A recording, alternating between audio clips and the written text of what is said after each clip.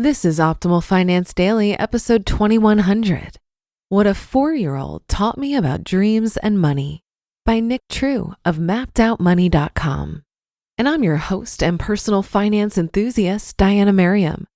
Now let's jump right into our next post as we optimize your life. What a 4-year-old taught me about dreams and money by Nick True of mappedoutmoney.com. I teach in the children's ministry at my church, and as you can imagine, I see some pretty funny stuff. But one of the coolest things I've seen is this one little boy. He's 4 years old and wears a Superman costume almost every single week. I'm talking head to toe, cape and mask, zooming around kids' church with his arms stretched out. He's unashamed. He knows what he wants, and he goes after it. See, he's got something that we don't. He still has his dreams. He doesn't care what everyone else thinks. He wants to be Superman, so he does the only thing he knows to do, dress like Superman. At some point along the way to growing up, we stop chasing our dreams. You and me, we give up. But that little boy, he's still got it. And he's taught me quite a bit about not giving up. I know it sounds crazy, but I think we could all use a little more 4-year-olds. Kids dream big. Nothing is impossible. Ask a kid what he wants to be when he grows up, and I'll bet you $1 million that it won't be sitting in a desk chair at a job I hate for 40 years so I can come home and semi-enjoy the weekends. No, normally it'll be something so big that most adults will chuckle inside, like the President of the United States, a pro athlete, an astronaut, a musician, or a movie star. Kids don't worry about how realistic those things are. They just stay completely honest about what they truly desire. Now, I know the odds of becoming a pro athlete or movie star are slim to none. I get that. Heck, if you would have asked me what I was going to be when I grew up, I would have said a rock star, and that didn't happen. But my interests changed, and for most kids, their interests will change too. But here's the problem. Along with interests changing, we let our ability to dream change with it. We start believing that certain things are impossible or that it's just not for us. We start to believe lies like, sure, they can do it, but that's not for me. This leads us to accept jobs and careers that we hate. Get this, in 1987, 61.1% of people said they were satisfied with their job. But in 2013, this number dropped to 47.7%. Over half of the people in this country don't like their jobs, and that amount is only increasing. I believe that some part of it is because we've given up on our dreams. We settle. And I'm not just talking about careers either. You see, we've even started to give up on our dreams in other areas of our lives too. We don't travel to the places we want to go. We can't afford to live where we want to live, and we can't go and do the things we want to do. We settle. We've stopped believing that we can actually do things that we put our minds to, and we waste so much time and money on everything else. We try and cope with our unhappiness by spending money on things that we think will make us happy. And in the process, we spend money on stuff that we don't really want or need at the highest level. We trade our money for things that we sort of want, and it keeps us from reaching what we truly want. Here's an example. Let's say Bob and Betty Joe dream of taking an Alaskan cruise for two that lasts 14 days. It's going to cost them $4,000. So how could they possibly make the money in time for their anniversary in 6 months? Well, first they cut the cable bill. The average American pays over $100 per month for cable. They get rid of cable and get Netflix instead for $10 a month. 6 months at $90 per month saved gets them $540. Second, they stopped going out to eat for lunch at work. The average American goes out to eat twice a week for lunch at $10 each time. If they both stop going just once per week, this saves another $10 times 4 weeks times 2 people times 6 months at $480. So now they're up to $1,020.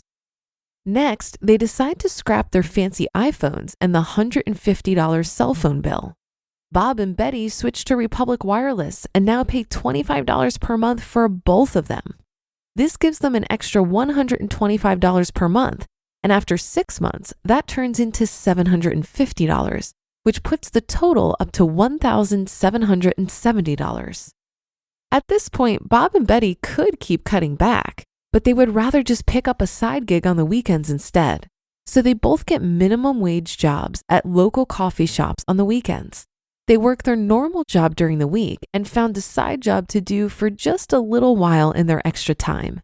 They both work 8 hours every weekend, making $6 per hour after taxes, and brought in an extra $2,304 after 6 months. This puts the total saved after 6 months up to $4,074. Time to book that cruise. See how that happened? By giving up things they really didn't want anyways, they were able to afford their dream anniversary trip. They didn't live in a shack. They didn't stop doing things with friends. They only made an extra $6 an hour, and they did it in only 6 months. Now, is that a lot of work? Yes. Is it easy? No. But can you make your dreams happen if you want them? Absolutely.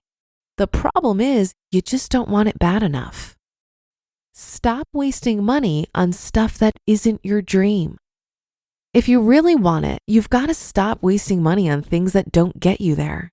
Sure, you've got to eat, provide for your family, and sleep under shelter, but you only get one life on this planet. Do you really want to waste your money on stuff that doesn't help you reach your dreams? Maybe this means going back to school in your 40s because you just found out what you really want to do. Maybe it means working hard at your 9 to 5 so you can chase your dream of building a business on the weekends and weeknights. Whatever it is, don't give up. Do you want to be a chef? Stop paying for cable every month and use that money to buy an online cooking class. Do you want to be able to travel the world? Quit spending so much money going out to eat and start saving for that backpacking trip across Europe. Sure, it's not easy. It's never easy. Nothing worth anything is easy. It's going to take hard work, and it won't always be fun, but it's totally worth it. Get back to your roots and think like a kid.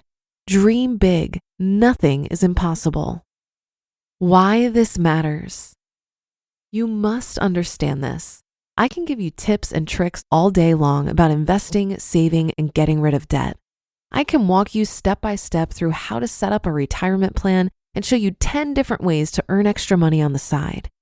But if you're not clear on your dreams, if you aren't clear on why you want it, and if you give up and settle, none of my help matters because you won't do anything with it. You've got to decide that your dreams are worth it, that being like a kid and thinking big thoughts, regardless of what you've heard, is worth it. This is the essence of being smart with your money. Mapping out your money is about getting rid of all the crap that you don't want or need, so you're free to use your money to chase after what you truly want. Money is more about mindset and clearly defining your priorities than it is about saving tips and tricks to squash debt. If you want to be wealthy, you've got to learn from a 4-year-old. So go put on your Superman suit and zoom around your room for a while. Stop wasting your money on meaningless stuff and start chasing your dreams harder than ever. You just listened to the post titled, What a 4-Year-Old Taught Me About Dreams and Money by Nick True of mappedoutmoney.com. A big reason why I got into the FIRE movement was because I really wanted full autonomy over my time and the resources to create what I wanted to see in the world. After reaching a certain level of financial security, I realized that I actually didn't need to be financially independent to pursue my dreams. I could have what I really wanted by working for myself. I understand that self-employment and entrepreneurship are not for everyone. I know many people who love their W-2 jobs and have enough time and space in their lives to work full-time and also enjoy travel and connection with friends and family. If that's you, I congratulate you. You have a unique and special situation, and I hope you savor your good fortune. However, a Gallup poll of U.S. employees revealed that 66% of workers are disengaged from their work. If you don't like your job and you feel beholden to your employer, you're not alone. And the silly part is that we trade our time, our energy, our connection with our friends and family, and our creativity for the illusion of security. Make no mistake, as much as you might love your employer now, that can change very quickly. I showed my employer loyalty and dedication for 9 years. And then I got a new boss who, over the course of my last year there, openly and unremorsefully dismissed all my value. Your employer will happily dump you with no notice. Isn't it interesting how employees are expected to give 2 weeks' notice when we resign, though an employer isn't expected to show us that same respect? Your security is not in your full-time employment.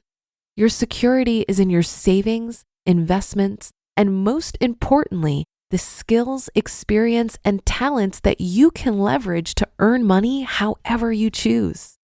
If you want to learn how you can build a stronger sense of security, check out Michael Robinson's speech on escaping the rat race, which is up for free on the Economy Conference YouTube channel. That's a wrap for another Monday show. Have a great rest of your day and start to your week. And I'll be back tomorrow where your optimal life awaits.